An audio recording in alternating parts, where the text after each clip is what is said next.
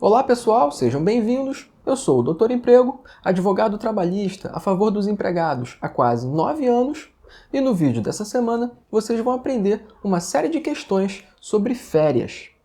A importância, a partir de quando você já pode usufruir, em quantas partes ela pode ser dividida conforme a nova lei trabalhista, quanto que você recebe a mais caso o seu patrão não respeite a lei, e vários outros pontos. E no final do vídeo eu dou aquela dica prática que vocês sempre pedem. Tudo isso depois da vinheta.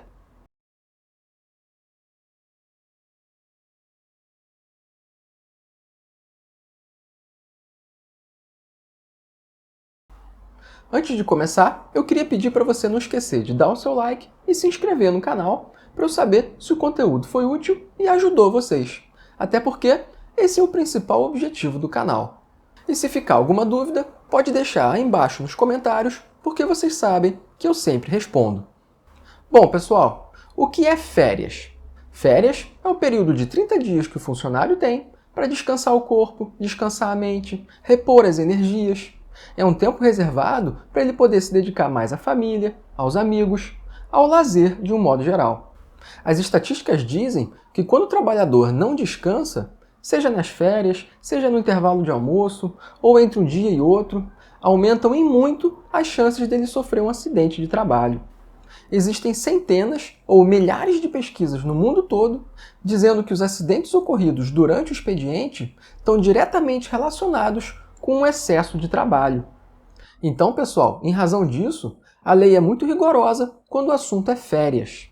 Até porque quem paga a conta quando um trabalhador se acidenta, vocês com certeza sabem, é o INSS, ou seja, é o governo federal. Então, é do interesse do próprio governo ter leis e punições graves contra as empresas que burlam as férias dos empregados. Inclusive, só para vocês terem uma noção do que eu estou falando, eu encontrei uma matéria dizendo que no ano de 2014, o Brasil chegou a gastar quase 10 bilhões em pagamento de benefícios só para acidentados no trabalho. Então vocês vão perceber ao longo do vídeo que para cada desleixo da firma, quando se trata de férias dos funcionários, existe a previsão de uma multa em cima dela. Doutor Emprego, eu queria saber o seguinte. Eu estou trabalhando numa empresa há 10 meses. Eu sei que não é tanto, mas é que o serviço é bem intenso.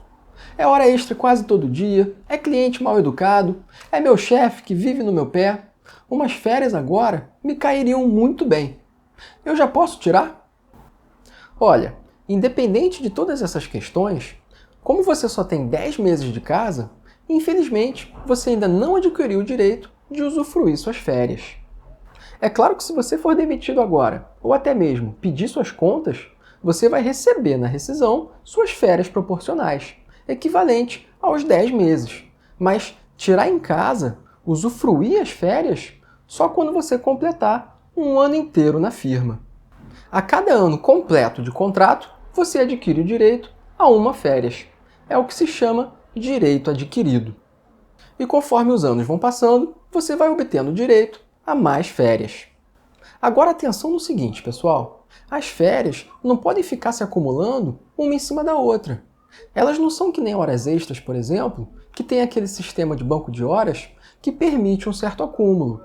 Aqui é diferente. Antes de você completar o seu segundo ano na empresa, o seu patrão já tem que ter te dado sua primeira férias. Ou seja, apesar de muita empresa não respeitar, existe uma data limite para ela conceder cada uma das suas férias. E esse limite são sempre os 12 meses seguintes. Esse intervalo de tempo se chama período concessivo.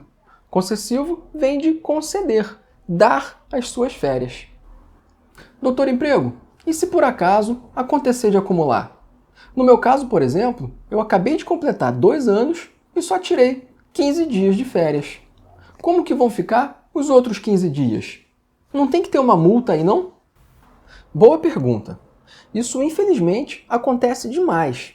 Seja porque a empresa é desorganizada, seja porque não se importa com os direitos dos funcionários.